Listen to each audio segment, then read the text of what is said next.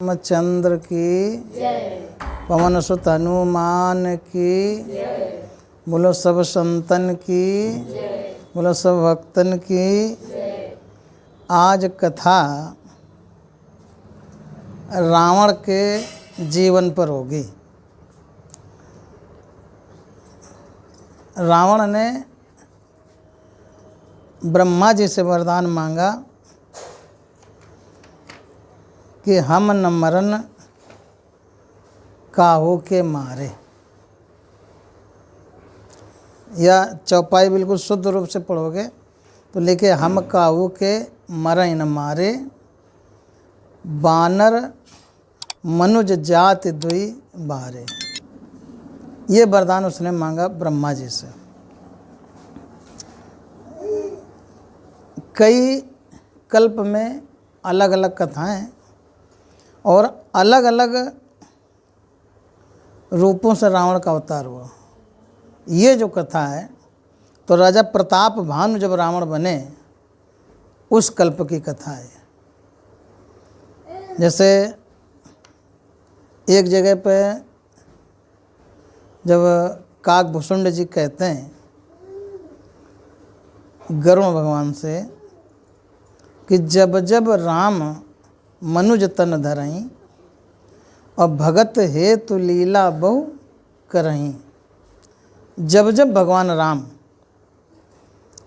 अपने भक्तों के लिए मनुष्य का रूप धारण करते हैं और तरह तरह की लीला करते हैं, उस समय तब तब अवधपुरी में जाऊं।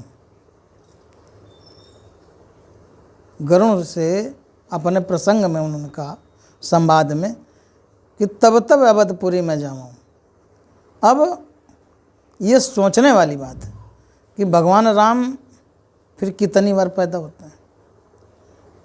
तो जब जब राम मनुज तन धरहीं, यानी जितनी बार राम का जन्म होता है उतनी बार रावण का भी जन्म होता है।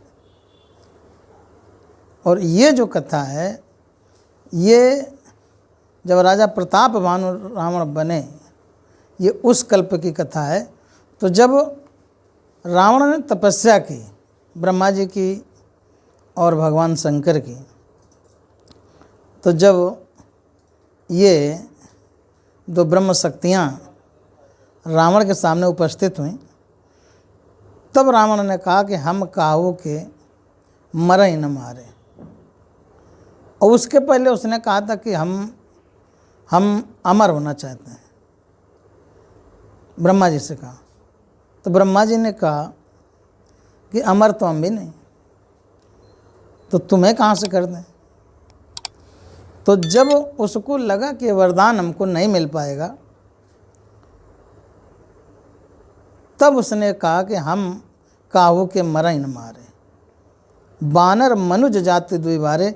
दो को छोड़ के, या तो हमको कोई बानर मारे या मनुष्य मारे। और ये वो अच्छी तरीके से जानता था कि ये हमसे कभी जीत नहीं पाएंगे। क्यों? चलत दशानन डोलत यमनी, जिसके चलने से धरती डोलती हो उसको मनुष्य कैसे मार सकता है। तो अब वो चौपाई जरा एक बार फिर सोचो कि जब जब राम मनुज तन धरहीं, मनुष्य का रूप क्यों धारण करते हैं? रावण की वजह से। रावण को ये वरदान इसी तरीके का लगा, तो अमरत्व का वरदान मांगा। उसमें ये उसने एक शर्त लगा दी। तो ब्रह्मा जी ने कहा एवमस्तु, ऐसा होगा। अब उसने भगवान शंकर से भी वही सवाल किया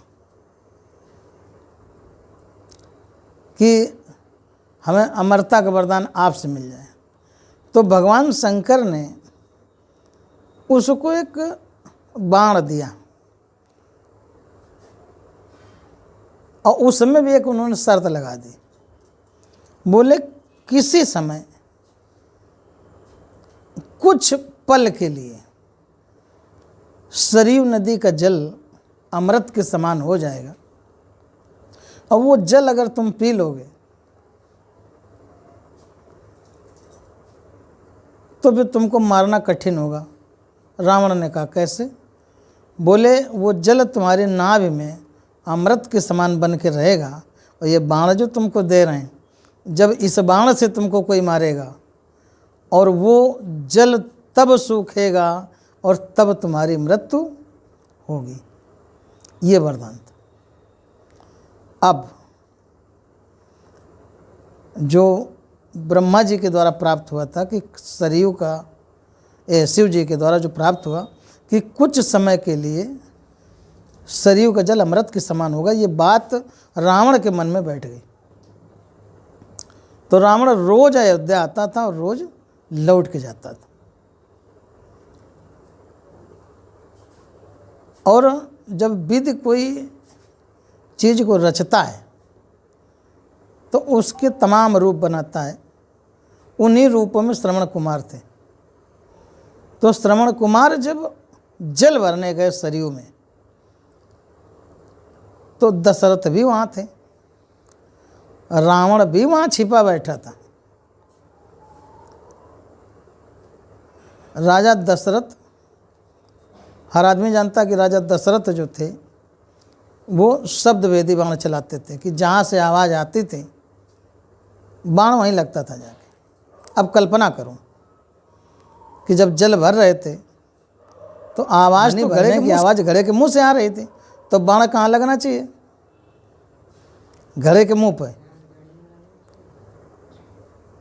घड़े के मुंह लगना चाहिए। लेकिन वो राजा दशरथ से भी बैर मानता था। क्यों? उसको मालूम था कि राजा दशरथ के ही अंश से राम का जन्म होगा जिनसे हमारा वध हो जाएगा। और मारता इसलिए नहीं था दशरथ को कि एक बार उसने मारने की सोची थी, तो ब्रह्मा जी ने कहा कि प्रकट हो गए ब्रह्मा जी।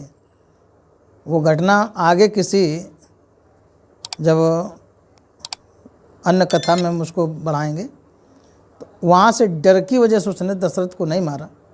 और दशरथ ने जैसे ही सोचा कि हिरण पानी पी रहा, उन्होंने बाण चलाया तो वो तो बाण वहीं घड़े में लगा जाके।